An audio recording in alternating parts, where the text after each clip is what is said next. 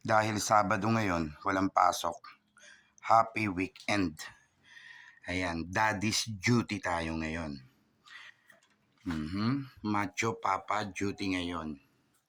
So, syempre, bumili tayo ng mga favorite na seafoods ni wifey.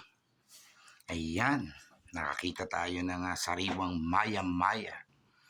At syempre, sinamahan na rin natin ng tanigi. And syempre kahit papano kailangan kakain din tayo ng may mantika ng 2 slice ng pork liempo at tuyo to the max. Ayan, na almusal. Syempre sasamahan na natin ng mga panahon. Ayan. Alokbate, favorite natin. So daddy's duty tayo ngayon. Happy weekend. Tayo ang toka sa palengke ngayon.